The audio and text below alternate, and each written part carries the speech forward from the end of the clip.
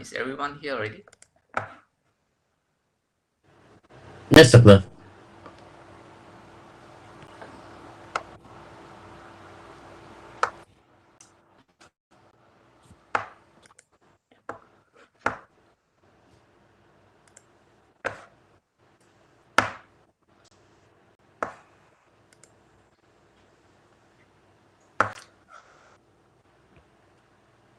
Okay, then let's start our lecture today. So today the lecture will be slightly more complicated and difficult to understand because some of the theory that you may never heard of before and the examination part it may not be so straightforward because there's a lot of steps involved, especially in the neurological exam. The mute, Mark didn't mute.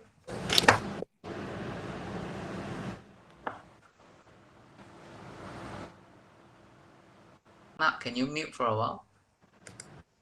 Oh, yeah, sorry, Doctor.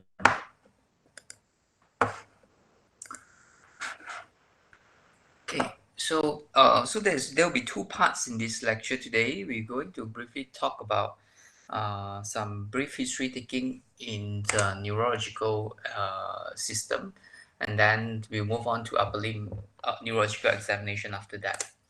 So for neural exam and neural history, there's three presenting complaint that is want you guys to focus on to in today's lecture. The first one is headache, facial weakness, and followed by facial pain. So these are the common things that will come out in exam, and it's common thing that you see in your daily practice later on. So, so the first one, so in all these presenting complaints, the things that I want you guys to know about this history of presenting complaint, in particularly, you are interested to know how does the onset of these symptoms, what the character of it, the duration of the symptoms, precipitating factor, relating factor, and how does it progress with the symptoms? Are you getting better? Are you getting worse? And any associated symptoms. It's pretty much the same with other symptoms that you met before this. And then you need to know about relevant medical history, relevant past surgical history, family history, social history, and drug history. So more or less the same. So in specifically regarding the headache history, so all the pain we approach by using these mnemonic Socrates. So this is a mnemonic for you to remember what to ask. Number one, the first S stands for site. Where exactly the pain that the patient is talking about? So is it just at the one side of the temporal area, or is it the frontal area, or is it occipital area, or is it non-specific? It's like a band-like. So band-like means like a tightening type of pain surrounding the head. So this is more typical like a tension headache. While one-sided headache, like a left-sided temporal side of headache, is more towards migraine type of headache or uh, uh, migraine type of headache. So onset is important as well. You want to know does the headache come suddenly? Uh, does it comes and go very sudden, or it comes and lasts for very long, few days, few hours, or few seconds? Then you want to know about the character of the pain. Is this a throbbing type of pain, or is it pricking type of pain, or is it band-like sensation type of pain? And is this the worst headache that I ever had? So these few features actually can tell us some information regarding the pathology behind the headache. Like I say just now, band-like sensation, it tends towards more towards like tension type of headache, while throbbing type of headache is more towards a migraine-like. If this is the worst headache ever, a patient can describe this is the worst thing they ever had. It's like something knocked your head so severe it's almost fainted out. Those are something that yeah, you need to watch out. Could this be intracranial bleeding? So characters does tell us further info regarding this as well. Then you want to know whether any radiation of the headache, does it go to behind the head? Does it radiate to the face, radiate to the jaw, and does the pain associated with other symptoms like blurry vision? Is it associated with numbness of the face, facial tingling sensations, or facial spasms? Okay, and then you want to know about any precipitating factor and relieving factor of this headache or not. Anything that happen will cause the headache worse. For example, not enough sleep. For example, severe stress. Those are more towards tension headache, or exposure to sunlight, uh, of previous history of trauma that can give us some information as well. So tension type of headache tend to get worsened when you are in stress, like preparing for example for exam, etc. It tends to get worse, and tension headache usually resolve when you have a good sleep, when you have a good relaxation or rest. While migraine typically is aggravated, precipitated by stress as well. Certain food, smell, or flashing of light even can exacerbate or give you a migraine attack. While usually migraine get relieved by a very quiet environment, quiet, dark environment can make someone's more comfortable if they have migraine. All right, and then severity is very important as well. You wanted the patient to give you a score of how bad is the headache. 10 out of 10 headaches is definitely something that you need to work out more compared to just a 1 or 2 headache. Okay, so all this I mentioned just now. One more thing is you want to know about the progression of the headache. If the headache has been there for 1 month or few months, is it getting better or is it getting worse? Okay, and other associated history, like you want to know any recent prior to onset of headache, any fever, any neck stiffness or UTI symptoms. That's for headache. For facial weakness and numbness, the pattern of history taking is about the same. You want to know where exactly the site, where exactly you feel the numbness or the weakness. Is this just the forehead or including the facial region, the maxillary region or not? You want to know when does it happen, the onset. Is it slowly developed or just sudden comes in sudden weakness in one day? How long has it been there, lasted already? Whether this is just a 1 day history or 1 month history is important to tell us the pathophysiology. And then uh, the character that I mentioned just now, whether it's affecting one side or both sides, and whether it's involving the forehead or not. Okay, so for all these headache, especially headache, facial weakness, and numbness, always ask about reflex symptoms. What do you mean by reflex here? It means that those are the kind of questions or symptoms that you cannot miss. If you miss this reflex, patient will go into more trouble and will get into more harm if there is a delay in diagnosis. So when we are approaching this type of neurological symptoms like headache, facial weakness, or numbness, there are certain reflex symptoms that you need to ask. For example, you cannot afford to miss intracranial bleeding. You cannot afford to miss meningitis. You cannot afford to miss space occupying lesion or brain tumor.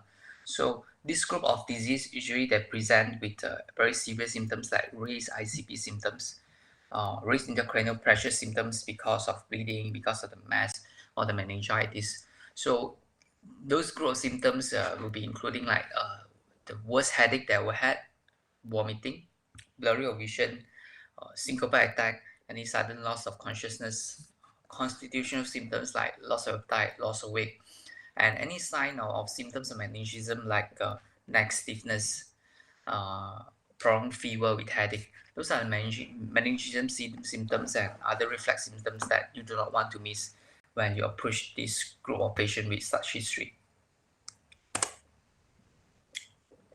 Okay, so okay, same goes with facial pain.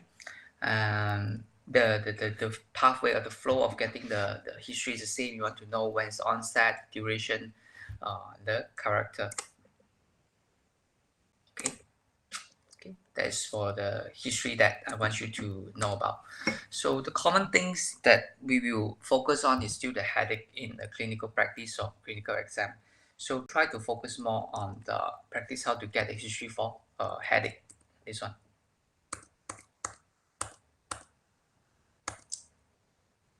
Okay.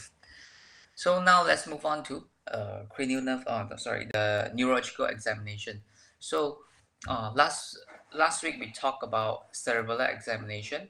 Today mainly we focus on the upper limb examination, and we'll have another lecture on lower limb examination in March later. So before I begin to talk about the upper limb examination, there's some theory or principle behind that I want you to understand. So I know this is a very complicated diagram and a lot of wording here. This is just to give you an idea that how our brain control our muscles.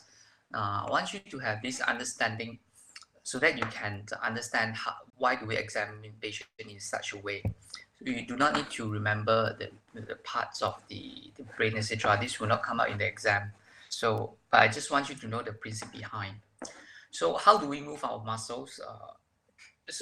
Our muscle control actually controlled by area of the brain, specifically area here is called a primary motor cortex. It's just a part of the brain that mainly control muscle movement. So when we have the thought that wanted to move a muscle, for example, you want to grab a pen. So our brain initiate the movement. So the signal will start off from your motor cortex in this part of the brain. So primary motor cortex will get excited. It will try to send out a signal. So you send a command and all the way pathway to the muscle. So how does it go through from brain to the muscle? So we send off the signals. The signal will pass down the brain through the internal capsules. So all this, the green line, the pathway, all these are specific pathway that the brain will go through. So you go through the cortex, then go deeper into the brain. You pass through a part called internal capsule, and then you go down uh, through the cortex and to the brain stems. So at the brain stem, uh, down the brain stem, and you go down to the spinal cord. All these are called upper motor neuron. All right, and you go through the track called cortical spinal tract. This is just the name of the track for muscle control. Cortical stand for the cortex, spinal stand for the spinal cord. So the signal will pass through the cortical spinal tract all the way to the muscles. So when the signal travel down the brain stem and then down the spinal cord, you will then synapse with the second part here. You will synapse at the anterior horn cells at the spinal cord. So it's like a connection.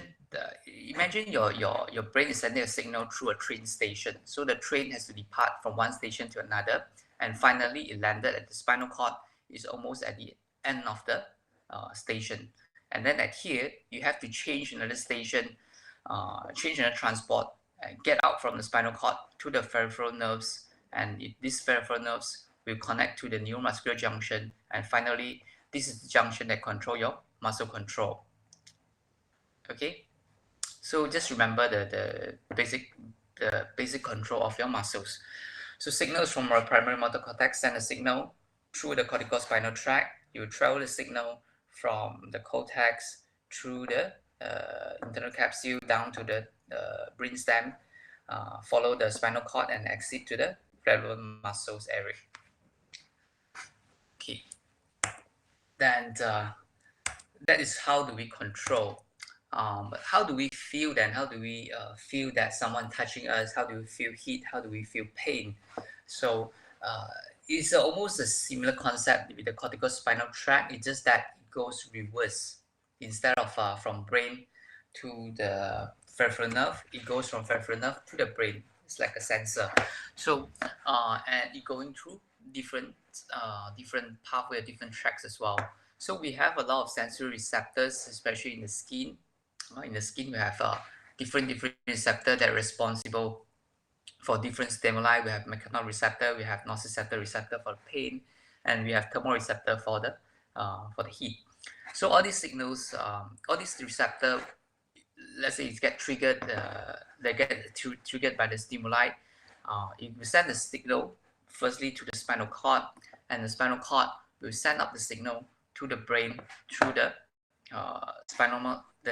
spinal thalamic tract, all the also columns. So there's two pathway for sensation. So One is called spinal thalamic tract, one is called dorsal column. Both of the tracks will go up to the brain, and eventually you will land at the main station, which is the thalamus and the sensory cortex, okay, which is in the parietal lobe. Again, you do not need to remember all the names in the slide. It's a concept that I want you to understand for you to understand the examination. So why do we have two tracks? Why do it bother? So different tracks responsible for different types of sensation. Spinal thalamic tract is responsible for pain, sharp pain, or sense of touch, while dorsal column is responsible for proprioception or sense of vibration. So it's important for us to know about this, because if let's say when you do examination, we'll separate out our sensation. If someone has lots of sensation of pain, we will know that, oh, something's wrong with this spinal thalamic tract instead of this dorsal column. If someone cannot feel vibration, we know that, okay, the pathology likely is inside the dorsal column. So uh, it's for us to understand the theory, for us to localize where exactly is the neurological deficit, where exactly is the lesion. Same goes with this motor control just now. So um, we want to know the pattern of weakness can allow us to identify where exactly is the lesion from this pathway. If let's say someone cannot move one side of their body, where exactly is the lesion? Okay, so by understanding this track, it can give us ability to localize the lesion.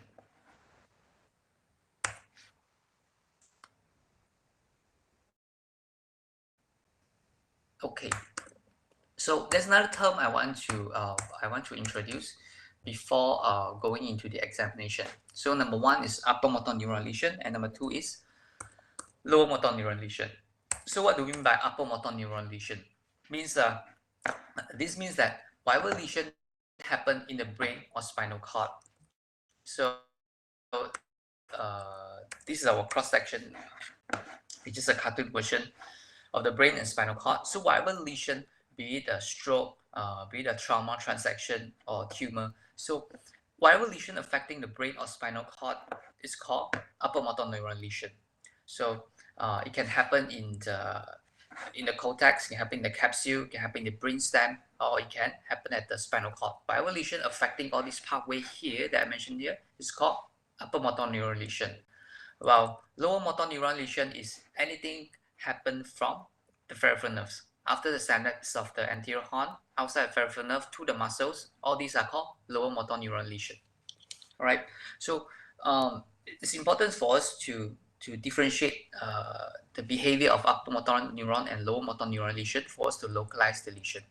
So how does it differ in terms of symptoms? Upper motor neuron lesion, they tend to present with hypertonia, means their muscle tone is stiff. All right. And when you do reflexes, their reflex tends to be the knee jerk, and the bicep jerk is tend to be exaggerated. Hyper, everything is hyper in upper motor neuron lesion. Babinski sign is going toward upwards. Babinski is when you are, we will have this demonstration again when we're doing the lower motor neuron, but when we're doing the lower limb examination. So Babinski sign is when we scratch your foot, or what you scratch your sole, and when your toe, normal response when you scratch the bottom of your foot, your toe will move downwards. So when someone have upper motor neuron lesion, when you scratch the bottom of the toe of your foot, the toe will go upward. That's what we call upgoing Babinski. And because of the because of the increased tone, you tend to have clonus as well in your lower limb examination. Okay, so common disease that causing upper motor neuron lesion will be spinal cord injury if there's trauma, and stroke. Stroke patient always have upper motor neuron lesion, and multiple sclerosis, cerebral palsy. Those are the common conditions affecting upper motor neuron.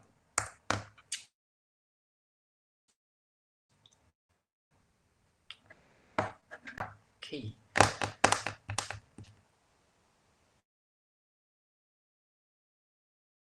Details is a good slide to refer to it sort of give you a very clear causes of pathology that can happen at a certain area of your upper motor neuron system. So in the primary motor cortex, you can have a stroke in this area. You can have a stroke. You can have a hemorrhagic stroke like subarachnoid hemorrhage causing damage to the brain. You can have this area, and sometimes you can have a migraine severe enough that can give you mimic of stroke hemiplegic migraine. Okay. Infarction, spinal cord infarct. You can have a hematoma. Let's say if a trauma, you get hematoma. If you have infection, you can have epithelial abscess at the spinal cord. All this can give you neurological symptoms. Okay. Okay. So, what about lower motor neuron lesion? In lower motor neuron lesion, the damage is occurring at the lower motor neurons after the spinal cord synapse away with your anterior horn cells. So it started at the anterior horn cells up to the skeletal muscles, that is lower motor neuron lesion. Okay, if the damage happened at anterior horn cells, peripheral nerve, or neuromuscular junction, that give you lower motor neuron lesion.